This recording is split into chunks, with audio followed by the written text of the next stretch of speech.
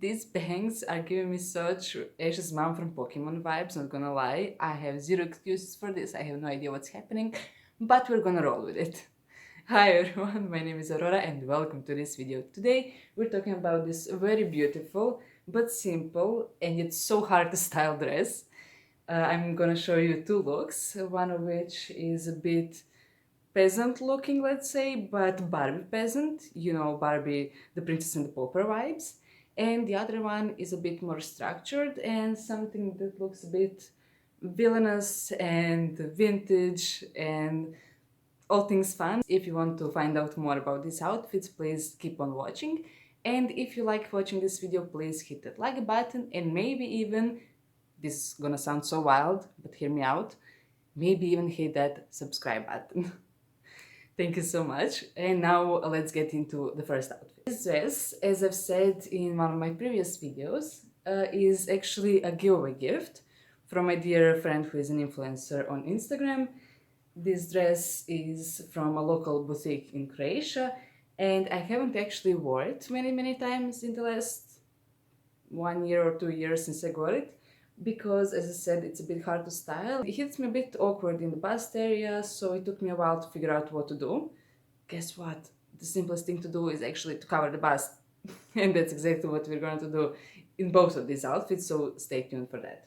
To create that first Barbie and the Pauper vibe look, we're gonna use this beautiful bohemian top that is a bit see-through, as you can see.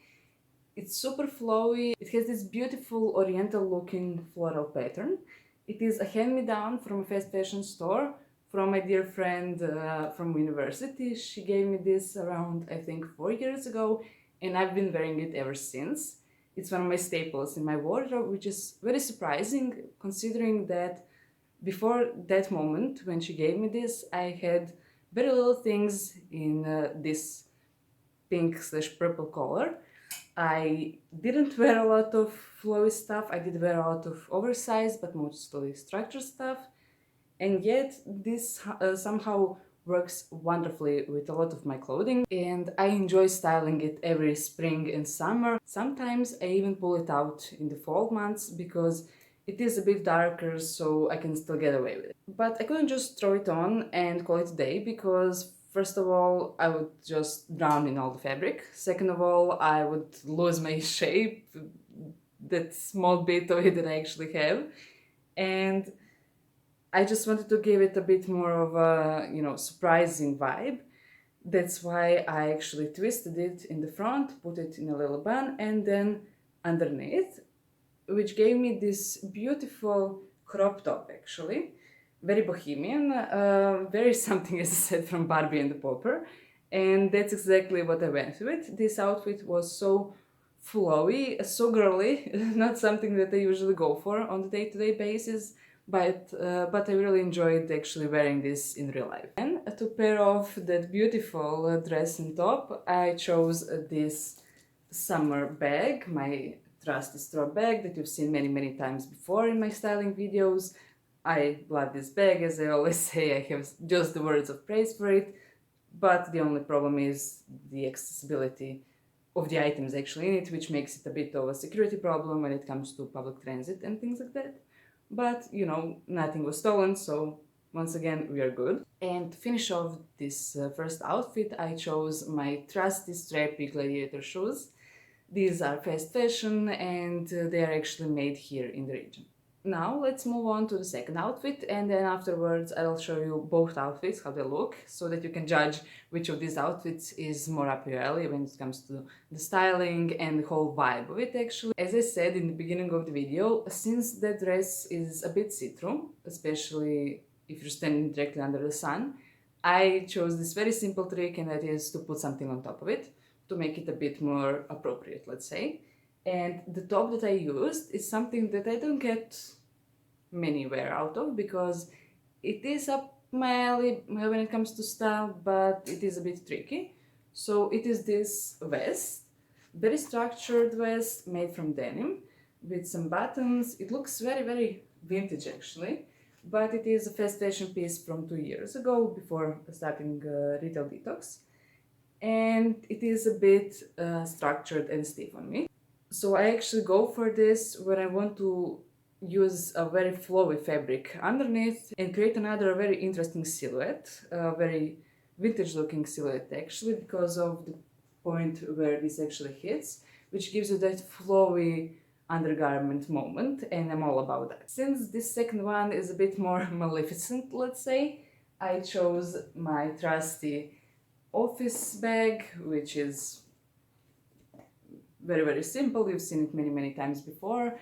I use it on daily basis for literally 2 years now, and it still looks like new. So even though it was a fast fashion item, I'm still proud of myself for choosing the right thing that is of high enough quality, that was cheap enough, and that I actually get to use on a daily basis, which I honestly want to encourage you to do the same. You can shop fast fashion definitely if you have to because of your budget, but then just make sure that the things that you're getting are actually something that will be of use to you for many years. To finish off the second look, I went with this beautiful but kind of hard to walk in shoes from a fast fashion store that I got in 2019 in Austria, and I love these shoes. They're very preppy but kind of hard to walk in, so I don't offer them very often. I just thought that this would go great both with that top and with the bag as well, and just give it that